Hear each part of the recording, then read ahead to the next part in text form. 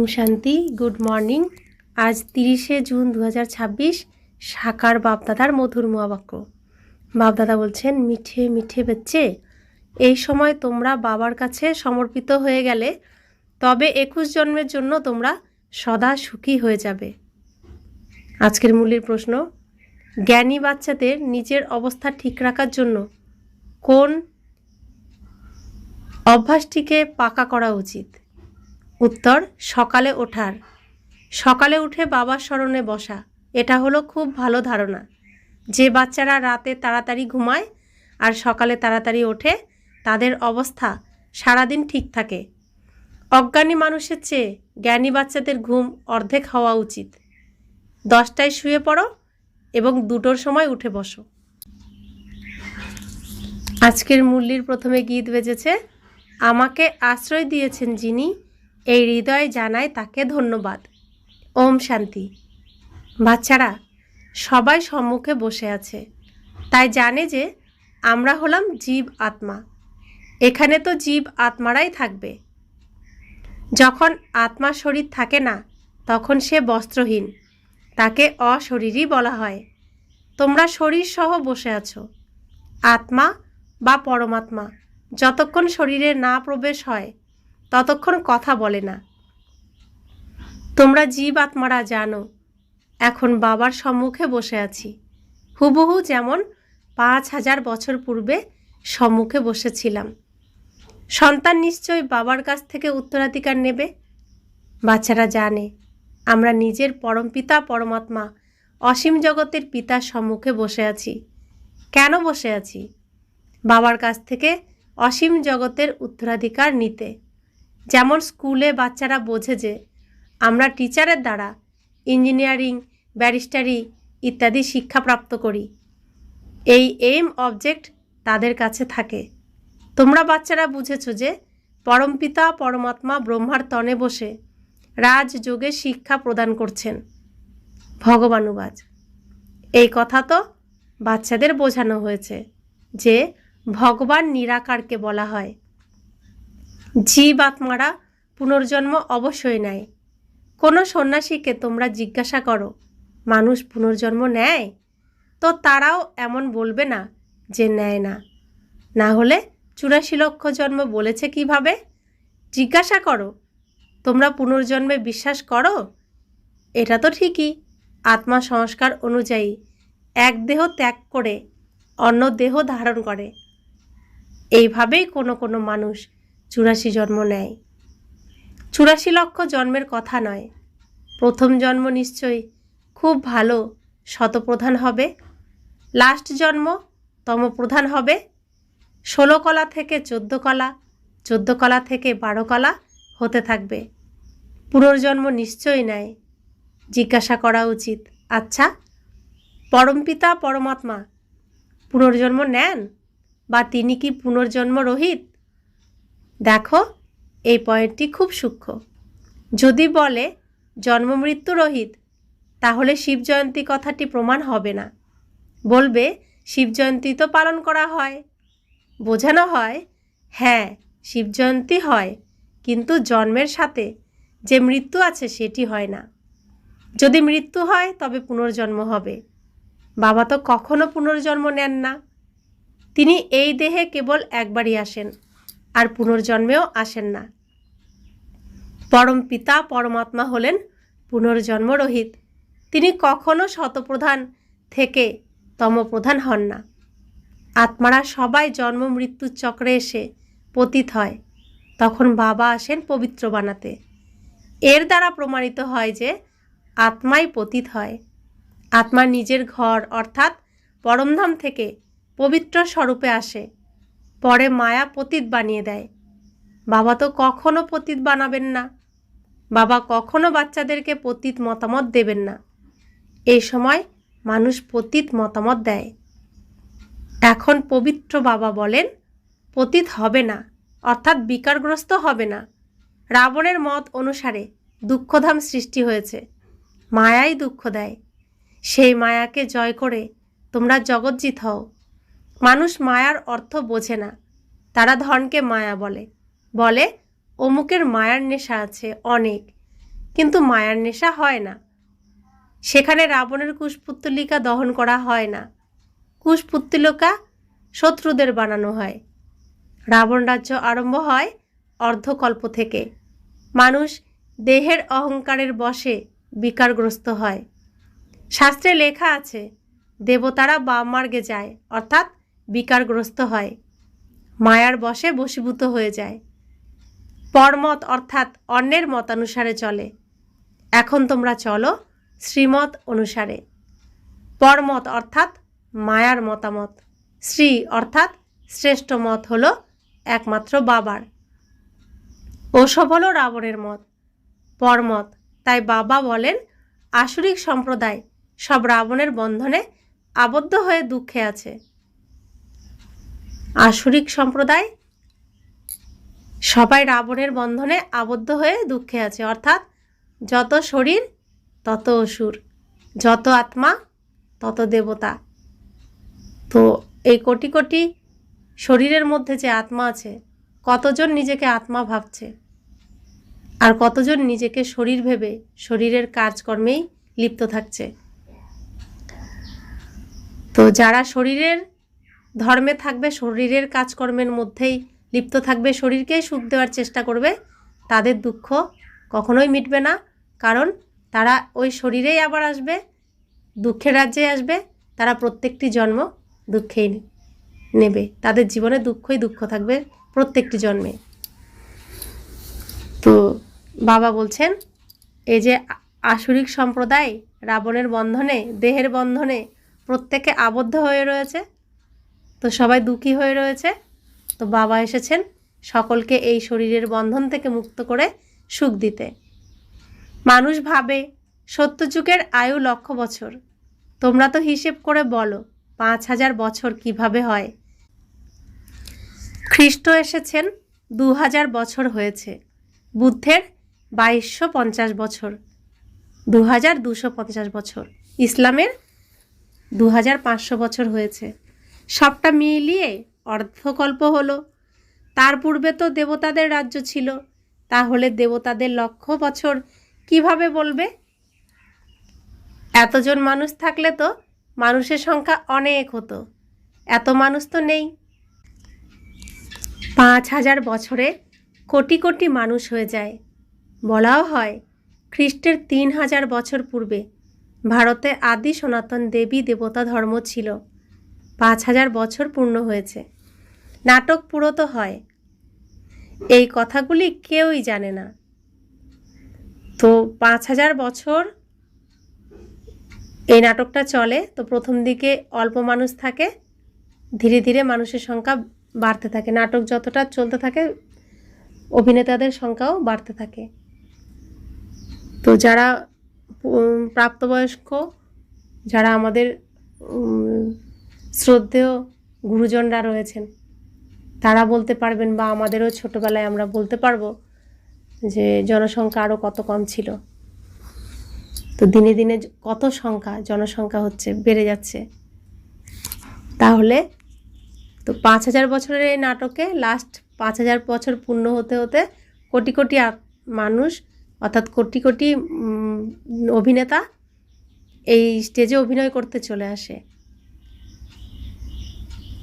তো এসব কথাগুলো তো কেউ জানে না, নাটকের হিসেব তো কেউ জানে না। বাবা বলছেন আমার কি রূপ, আমি কেমন, এই সৃষ্টিচক্র আবর্তিত হচ্ছে সেই কথা কেউ জানতে পারে না। যতক্ষণ না বাবা আসেন ততক্ষণ জানতে পারে না। তো এই কথা গীতাতেও আছে যে আমি নিজ মায়া বলে নিজেকে সৃষ্টি করি, আমি এসে আমার পরিচয় দিই, আমি যতক্ষণ আমার পরিচয় না দিই আমাকে কেউ চিনতে পারে না, জানতে পারে না, বুঝতে পারে না। তা প্র্যাকটিক্যালি আমরা এখন তার প্রমাণও তো পেয়ে গেছি। তিনি এসেছেন, তিনি এসেই আমাদের তার পরিচয় দিয়েছেন, আবার আমার সাথে, আমাকে নিজের সাথে নিজের পরিচয় করিয়ে দিয়েছেন। অজ্ঞান হয়ে যে পড়েছিলাম, নিজেকে দেখিনি, বুঝিনি, তো জ্ঞান ফিরিয়ে তিনি দেখালেন যে আসলে আমি কে, আমার পিতাকে, আমার বাড়ি কোথায়, আর আমি কেন এসেছি এই স্টেজে, পৃথিবীর এই স্টেজে কী করতে এসেছি। আর এখানে স্টেজের কর্ম ছেড়ে আমাকে কোথায় যেতে হবে, কি উদ্দেশ্য আমার, সবটাই তিনি এসে বোঝালেন। তবে বুঝলাম। যখন বুঝলাম তখন দেখলাম যে আমি তো কিছুই জানি না, কি করছিলাম এতদিন এখানে। তো বাবা বলেন যে একমাত্র বাবা এসে বোঝান, এ হলো গীতার এপিসোড। তো গীতাতে যে কথাগুলো, তো সেই কথাগুলো প্র্যাকটিক্যালি এখন ঘটছে। বাবা এসে সহজ রাজযোগে শিক্ষা প্রদান করেছিলেন। বাবা বৃদ্ধা মাতাদের বোঝান, এই কথাটি খুবই সহজ। শুধু বাবা এবং স্বর্গকে স্মরণ করতে হবে। সন্তানের জন্ম অর্থাৎ উত্তরাধিকারের জন্ম হওয়া। তোমরা বুঝেছ, আমরা হলাম বাবার উত্তরাধিকারী সন্তান। তো এখানেও পয়েন্ট, বাবা আসার আগে একজনও কেউ জানে না যে আমরা ভগবানের সন্তান। মুখে বলি, মানি না।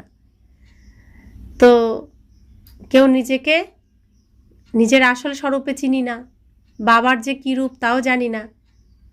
অর্থাৎ বাবার সাথে সন্তানের কোনো সম্পর্ক নেই। প্রত্যেককেই অন্যকে বাবা বলছে, অন্যের মতে চলছে, অন্যের আচরণে চলছে। বাবাকে মানছেও না, জানছেও না, চিনছেও না। তো বাবা এসেছেন, আসার পরে ডাকছেন যে আমার বাচ্চারা তোমরা কোথায়, এসো আমার কাছে। তো যারা বাবাকে চিনে বাবার কাছে এসেছেন, তো বাবা তো সম্পদ তাদেরকেই দেবেন। যারা তাকে চিনছেন না, জানছেন না, মানছেন না, বুঝছেন না, পিতা স্বীকার করছেন না, তাদেরকে কি বাবা সম্পদ দিতে পারবেন? তো সেই জন্য এখন আমাদের নতুন করে জন্ম হচ্ছে। এতদিন আমরা নিজেকেও চিনতাম না, তো নিজের পিতামাতাকেও চিনতাম না। এখন পিতার সাথে সম্পর্ক হয়েছে, তা আমাদের নতুন জন্ম হয়েছে অর্থাৎ বাবার সম্পদের উত্তরাধিকার আমরা হয়েছি। তো বাবা বলছেন, তোমরা বুঝেছ, আমরা হলাম বাবার উত্তরাধিকারী সন্তান। 5000 বছর পরে পুনরায় মিলিত হতে এসেছেন। এ হলো খুবই গুপ্ত কথা। বাবা জিজ্ঞাসা করেন, পূর্বে কখনো দেখা হয়েছিল? বলে, হ্যাঁ বাবা। আত্মা এই মুখ দ্বারা বলে, আমরা 5000 বছর পূর্বে বাবা তোমার সঙ্গে দেখা করেছিলাম।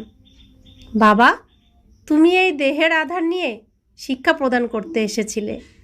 যারা দৃঢ় পাক্কা সন্তান তারা বুঝেছে আমরা বাবার কাছে অসীম জগতের উত্তরাধিকার প্রাপ্তির জন্য বসে আছি। আমরা অসীম পিতার আপন হই ব্রহ্মার দ্বারা। বাবা বলেন, আমাকে চিনতে পেরেছ? আমি তোমাদের পিতা। তোমরা বলবে, হ্যাঁ বাবা, আমরা আত্মা। তুমি পরমপিতা পরমাত্মা হলে আমাদের পিতা। বাবাও বলেন, তোমাদের আমি স্বর্গে পাঠিয়েছিলাম, স্বর্গের অধিকার দিয়েছিলাম, যা মায়া কেড়ে নিয়েছে। এখন আবার আমি তোমাদের দিচ্ছি। মায়া স্বর্গের অধিকার কেড়ে নেয়, বাবা প্রদান করেন। তো ছোট বাচ্চারা যখন খেলাধুলা করে, তো কোনো বাচ্চার কোনো প্রিয় জিনিস অন্য একটি বাচ্চা যখন কেড়ে নিয়ে নেয়, সেই বাচ্চাটা কাঁদতে কাঁদতে মা বাবার কাছেই ছুটে আসে, এসে বলে ওরই খেলার সাথী তার প্রিয় জিনিস নিয়ে নিয়েছে। তো মা বাবা গিয়ে ওই বাচ্চাটার থেকে আবার সেই জিনিসটি নিয়ে তার সন্তানের কাছে দিয়ে দেয়। তো আমাদেরও সেই অবস্থা। আমাদের মনের সুখ শান্তি, আমাদের সম্পদ সব অন্যেরা কেড়ে নিয়েছে।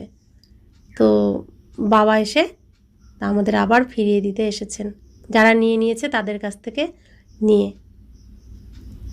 তো বাবা বলছেন, মায়া স্বর্গের অধিকার কেড়ে নেয়, বাবা প্রদান করেন। এই খেলা অনেকবার খেলা হয়েছে, হতেই থাকবে, কোনো অন্ত নেই। বাবার সন্তান হয় কেউ আপন, কেউ সৎ। কেউ সৎ হয়, কেউ আপন সন্তান হয়। কাঁচা পাকা তো হয়। পাকা বাচ্চাদেরও মায়া কখনো পরাজিত করে। বাচ্চারা বলে, বাবা, আমরা যতদিন বাঁচব তোমার কাছে বর্ষা নেব, বিকর্মের ভার মাথায় তো আছে। অতএব তোমরা যত স্মরণে থাকবে ততই যোগের অগ্নির দ্বারা তোমরা পাপ আত্মা থেকে পুণ্য আত্মায় পরিণত হতে থাকবে। অগ্নি যে কোনো বস্তুকে পবিত্র করে দেয়। তোমাদের হলো যোগ অগ্নি। এ হলো অসীমের যজ্ঞ। অসীম জগতের সেট অসীমের যজ্ঞ রচনা করেছেন। এত বছর কোনো যজ্ঞ চলে না, 7 থেকে 8 দিন বা 1 মাসের জন্য যজ্ঞ রচনা করা হয়। তোমাদের এই যজ্ঞ তো বহু বছর ধরে চলছে। বাবা তো শোনাতে থাকেন, বলেন ভুলে যেও না, শুধু আমাকে স্মরণ করো, তাহলে জন্ম জন্মান্তরের বিকর্মের বোঝা বিনষ্ট হবে। ভগবানুবাচ, আমি পিতা, আমাকে স্মরণ করো। নিশ্চয়ই এসেছেন, তবে তো বলেন, তাই না? বাবা বলেন, এবারে তোমাদেরকে ফিরে যেতে হবে। তোমাদের আত্মা এই সময় পতিত হয়েছে।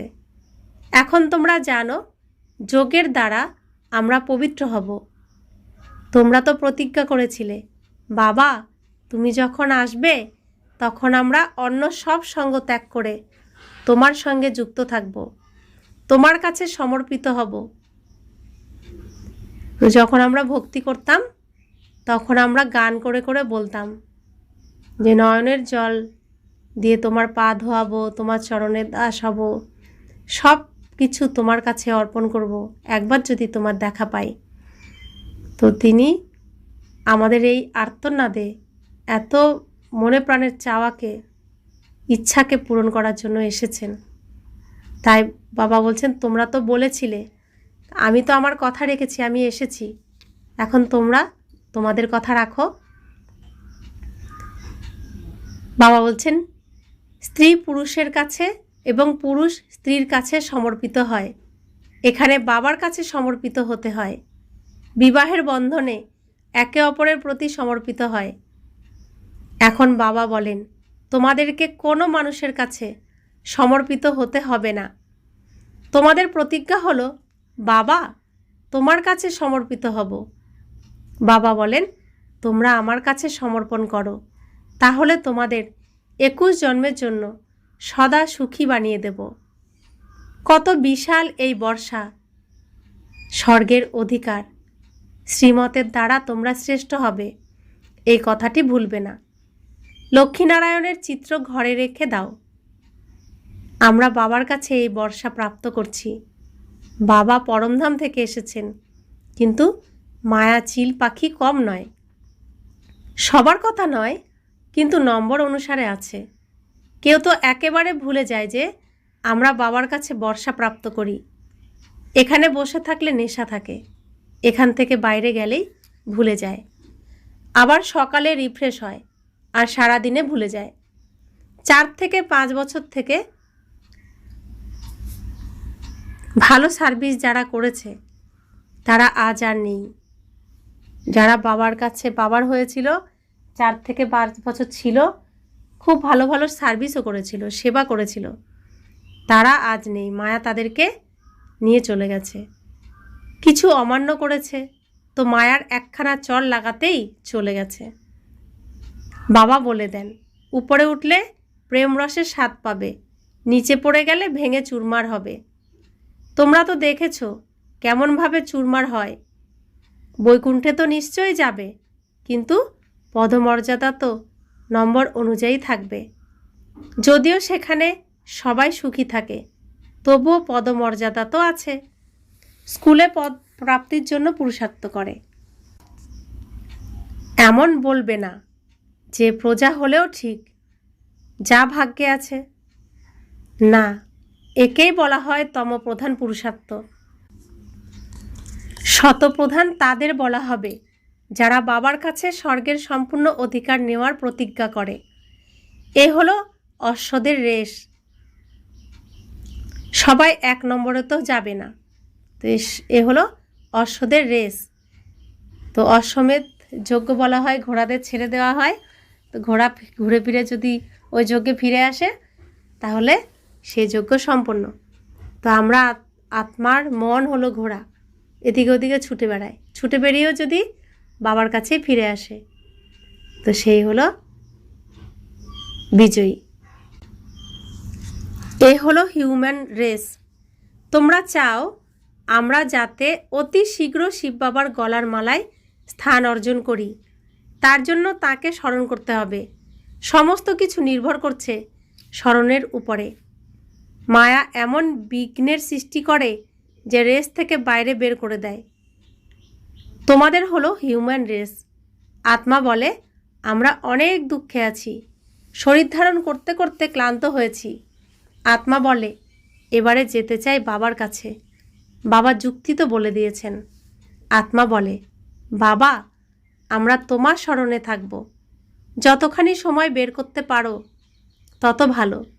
গভর্নমেন্টের চাকরিতেও 8 ঘন্টা সার্ভিস করে, তেমনি স্মরণেও 8 ঘন্টা থাকো। সৃষ্টিকে স্বর্গে পরিণত করা হলো বিরাট সার্ভিস। শুধু বাবাকে স্মরণ করো আর সুখধামকে স্মরণ করো। এইভাবে 8 ঘন্টা সার্ভিস করলে তোমরা সম্পূর্ণ বর্ষা প্রাপ্ত করবে। এমনভাবে স্মরণ করলে তোমাদের বিকর্ম বিনাশ হবে। 8 ঘন্টা এই সার্ভিসে দাও, বাকি 16 ঘন্টা তোমরা হলে ফ্রি। যতখানি সম্ভব ক্ষণে ক্ষণে স্মরণ করো। স্মরণ তো যেখানে ইচ্ছে সেখানে বসে করতে পারো।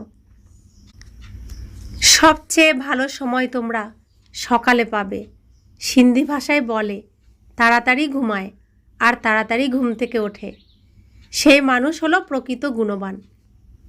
যে মানুষ তাড়াতাড়ি ঘুমিয়ে পড়ে আর তাড়াতাড়ি ঘুম থেকে ওঠে তাকেই গুণবান বলা হয়, সিন্ধি ভাষীরা বলে। এ হলো এখনকার গায়ন। বাবা বলেন, রাতে শীঘ্র শুয়ে পড়ো এবং সকাল সকাল উঠে পড়ো। অজ্ঞানী মানুষ 8 ঘন্টা ঘুমায়। তোমাদের ঘুম অর্ধেক হওয়া উচিত। 4 থেকে 5 ঘন্টা ঘুমানো উচিত। তোমরা তো হলে কর্মযোগী। রাতের 10টায় শুয়ে পড়ো, 2টোর সময় ওঠো। শিব বাবাকে স্মরণ করলে তোমাদের উপার্জন জমা হয় অনেক পরিমাণে। তোমরা হেলথ ওয়েলথ 2 প্রাপ্ত করো। যদি 2টোর সময়ে না উঠতে পারো তবে 3টের সময় ওঠো, 4টের সময় ওঠো। এটা হলো ফার্স্ট ক্লাস সময়। শান্তি থাকে, সবাই অশরীরী হয়ে থাকে। সেই সময় ঘন নিস্তব্ধতা থাকে। অমৃতবেলার স্মরণ খুব ভালো প্রভাব ফেলে। বাবা বিশেষ করে রাতেই জেগে থাকতেন। সূক্ষ্ম সার্ভিসে ক্লান্তিবোধ হয় না। জমা হলে তো খুশি অনুভব হবেই। তোমরা বাচ্চারা সকালে উঠে নিজের অবিনাশী উপার্জন করতে থাকো। তো সকালে যখন 2টো বাজে 3টে বাজে তখন প্রায় সমস্ত মানুষই অশরীরী অবস্থায় থাকে, ঘুমন্ত অবস্থায় থাকে। আর ঘুমালে শরীরের মধ্যে আত্মা থাকে না, অশরীরী, শরীর থেকে ডিটাচ থাকে। আর সেই সময় আমরা জেগে আমি অশরীরী আত্মা, অশরীরী পিতাকে স্মরণ করছি। তো অশরীরী অবস্থা এই স্টেজে, শান্তিধামের স্টেজ থাকে এই ভোরবেলাতে। তাই এই ভোরবেলা খুবই সুন্দর। আর এই সময় সংকল্প যা করব তা ফলীভূত। अच्छा, मीठे मीठे सिखिलादे बच्चों प्रति माता पिता बाप दादा का याद प्यार और गुड मॉर्निंग। रूहानी बाप की रूहानी बच्चों को नमस्ते। हम रूहानी बच्चों की रूहानी माता पिता बाप दादा को याद प्यार, गुड मॉर्निंग और नमस्ते नमस्ते नमस्ते। शुक्रिया बाबा, शुक्रिया बाबा, शुक्रिया। धारणार जन्य मुख्य सार। प्रथम धारणा, 21 जन्म सदा सुखी हওয়ার জন্য এক বাবার কাছে সম্পূর্ণভাবে সমর্পিত হতে হবে। শ্রীমতের দ্বারা শ্রেষ্ঠ হতে হবে। মনমত বা পরমত ত্যাগ করতে হবে। কোনো রকম অমান্য করবে না। দ্বিতীয় ধারণা, সকালে উঠে স্মরণে বসে উপার্জন জমা করতে হবে। সৃষ্টিকে স্বর্গে পরিণত করার সার্ভিস মিনিমাম 8 ঘন্টা অবশ্যই করতে হবে। বরদান, সময় আর সংকল্প সহ নিজের সকল খাজানাগুলিকে উইল করে দেওয়া মহজিদ ভব। যেরকম বাচ্চাদেরকে সব কিছু উইল করে দেওয়া হয় সেরকম তোমরাও বাবাকে ওয়ারিশ বানিয়ে সব কিছু উইল করে দাও। তাহলে উইল পাওয়ার চলে আসবে। এই উইল পাওয়ার দ্বারা মোহ শত নষ্ট হয়ে যাবে। যেরকম সাকার বাবা সম্পূর্ণ নিজেকেই উইল করে দিয়েছে, এরকম তোমাদেরও যা কিছু স্মৃতি আছে সময় আর সংকল্পের খাজানা আছে, সেগুলিকে উইল করো, অর্থাৎ শ্রীমত অনুসারে সেবাতে লাগাও। তাহলে মোহজিৎ বন্ধনমুক্ত হয়ে যাবে। বাবা বলছেন, আমাকে তোমার সন্তান বানাও, আমাকে তোমার ওয়ারিশ বানাও, উত্তরাধিকার বানাও, আর তোমার সমস্ত কিছু আমাকে অর্পণ করে দাও। আমি উত্তরাধিকার, তো আমি তোমার কাছ থেকে সব কিছু পাবো, তো সব আমাকে দিয়ে দাও। অর্থাৎ বাবাকে দিয়ে দেওয়া, অর্থাৎ জগৎ কল্যাণের জন্য দিয়ে দেওয়া, তো সেবাতে নিয়োজিত করা। আর সব কিছু বাবাই সামলাচ্ছেন, বাবারই সব কিছু, আমি শুধু এখন দেখাশোনা করব। আমি কেয়ারটেকার, তো কোনো জিনিসই আমার নয়, সব বাবার। তো তার মধ্যে মোহ রাখা, আকর্ষণ রাখা, আমার ভাবা, আর এটা তো হবে না। তো সব বাবার, আমার কিছুই নয়। তো সব কিছুর থেকে মুক্ত, বন্ধনমুক্ত, মোহমুক্ত। তো বাবা আমাদেরকে মোহমুক্ত, বন্ধনমুক্ত করতে এসেছেন। আর এভাবে খুব তাড়াতাড়ি মোহমুক্ত, মোহজিৎ বন্ধনমুক্ত হওয়া সম্ভব। স্লোগান: একে অপরের স্নেহী হওয়ার জন্য সরলতা আর সহনশীলতার গুণ ধারণ করো। অব্যক্ত ইশারা: সদা হাসি খুশি থাকার জন্য নিজের নেচারকে সরল বানাও, সহনশীল হও। বাপ দাদার বরদান হলো সদা খুশিতে থাকো, খুশির খাজানা বিলিয়ে দাও, খুশির ঢেউ সকলের মধ্যে ছড়িয়ে দাও। তোমাদের চেহারার উপর সদা খুশির হাসি মুখ ঝলমল করতে থাকবে। এরকম হাসি মুখ থাকো। এর জন্য বাণীতে মধুরতা, সন্তুষ্টতা, সরলতা, নবীনত্ব অবশ্যই থাকবে। ব্রাহ্মণ আত্মাদের বাণী সাধারণ বাণী হবে না। প্রত্যেক কর্মে এমন নবীনত্ব হবে যে প্রত্যেকে তা থেকে কিছু প্রাপ্তির অনুভব করবে। কোর্স করার সময় বাবা আমাদের শিখিয়েছেন, আমাদের মুখের ভাষা এমন মধুর হবে যেন শঙ্খের ধ্বনির মতো লাগে। তো বাবা যা আমাদের শোনান তা আমাদের কাছে শঙ্খের ধ্বনির মতোই লাগে। আমরা যা অন্যকে শোনাবো সেটাও যেন শঙ্খের ধ্বনির মতোই লাগে, মধুর লাগে। ওম শান্তি।